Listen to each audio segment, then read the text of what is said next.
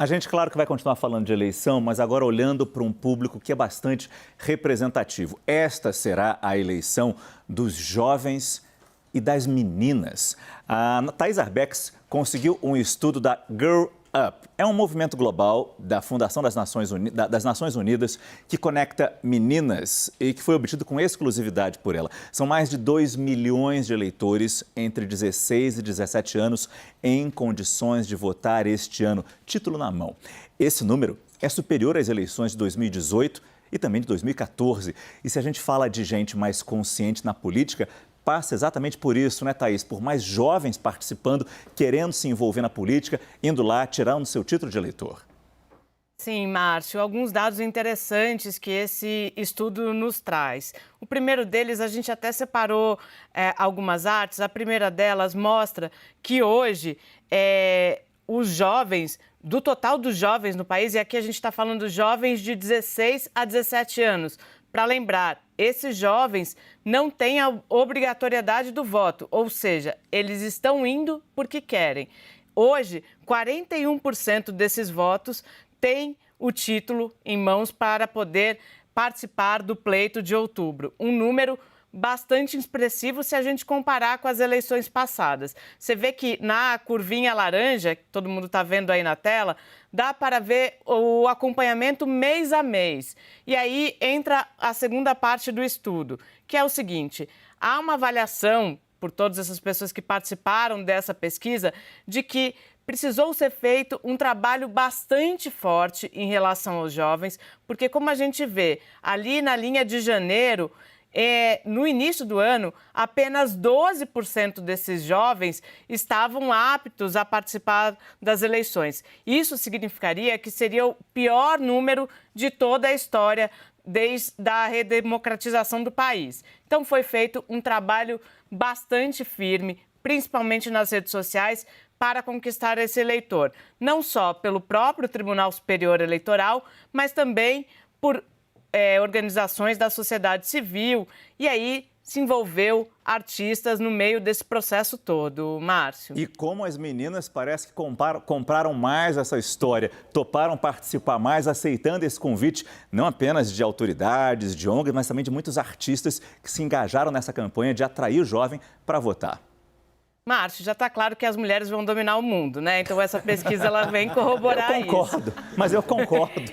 Eu concordo com a Thaís. Também. Eu concordo com a Thaís. A gente é minoria nessa roda, mas a gente tem uma força muito importante. Vamos lá para a pesquisa. A segunda tela que a gente separou mostra que desses jovens, 55% são meninas. E é legal, Márcio, porque eles fizeram uma participação, uma campanha específica nas redes sociais. E eu estava conversando com a diretora da instituição, a Letícia Bahia, e ela apontou alguns dados interessantes, que nessas campanhas teve um engajamento de celebridades que normalmente não falam de política. E dentre essas celebridades, a grande parte é mulher, ou seja, conversando com o público feminino. E aí nos traz uma questão que a gente pode analisar, talvez, nos próximos arenas, que são quais políticas públicas esses candidatos de hoje, eleitos em outubro, vão pensar para esse público, para as mulheres e para as mulheres jovens. Essas mulheres jovens que estão decidindo, por conta própria, ir votar nas eleições de outubro, Márcio. Nos programas eles são contemplados, Caio? Existem propostas ali para essa faixa jovem, especialmente para as meninas, que a gente sabe? Os programas de governo até agora colocados, eles são muitas diretrizes muito abstratas, assim, né? Ninguém se aprofundou muito em todos os temas. E para a gente colocar nos grandes temas, talvez, para o ano que vem, economia, nem nesse. Nem o líder na pesquisa e nem o vice-líder, né, que são os dois principais candidatos, a gente sabe muito claramente o que eles vão fazer com a economia brasileira, principalmente fazer, como o Aldo estava dizendo, colocar o orçamento, caber o orçamento dentro de tudo que está sendo prometido. Então, o que falar de público jovem? A questão que eu acho sempre interessante quando eu reflito sobre isso é que esse eleitorado, ele não conhece, ele não tem a memória da era Lula, né? O que dizer da era Fernando Henrique Cardoso, né? Pra gente que acompanhou muito o governo Fernando Henrique Cardoso, tem gente que... Outro dia eu estava vendo em algum dos portais, veja quem foi Fernando Henrique Cardoso, né? Para mim é surpreendente isso, né? Que tem um papel muito importante na história recente brasileira. Então, os programas de governo...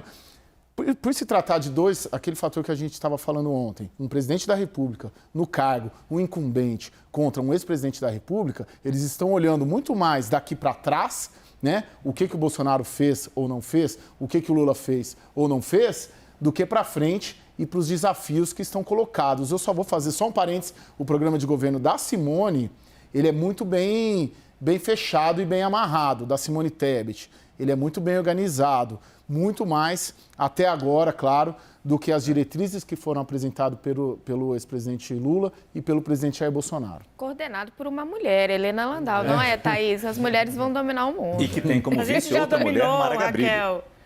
Raquel, a gente já dominou, mas como a gente precisa fingir que os homens mandam em alguma coisa. Então, na verdade, há um fingimento constante. Bem rapidinho, duas pílulas disso, né? Dessa questão de política pública, diretamente que a Thaís Arbex mencionou, basta ver toda aquela discussão de pobreza menstrual que não foi implementada de fato. E um dado dessa pesquisa da Thaís, que é super interessante, com essa campanha, a proporção de jovens de 16 a 17 anos, meninas, mulheres, é maior do que o global da população, que é de 53% de eleitoras, 47% de eleitores. Ali estava 55-45%, ou seja, o quanto esse engajamento foi muito bem sucedido. E vamos tentar ter esperança de que, com tantos jovens participando, né, Felipe, a gente pode vir a ter uma virada com mais consciência, com mais participação, principalmente. Não apenas na hora do voto, mas na hora de cobrar cada candidato. Que esses jovens assumam essa responsabilidade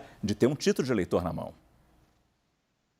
Exatamente, Márcio. E a exploração nas redes sociais é muito importante para atingir os jovens. Muitas vezes é feita de uma maneira beligerante, é feita de uma maneira agressiva e em algumas candidaturas eu acho que falta uma exploração melhor também para atingir esse público. A própria Simone Tebet, ela tem uma condição de atingir, mas eu vejo fazendo poucas postagens, não explorando tanto, poderia atingir mais o eleitorado feminino, mais um eleitorado ali do centro para a direita. E Jair Bolsonaro, ele tem ali uma linguagem muito própria das redes sociais, que foram importantes para ele em 2018, arrebanhando ali um grande eleitorado jovem, e o petismo também já tem isso há muito tempo consolidado.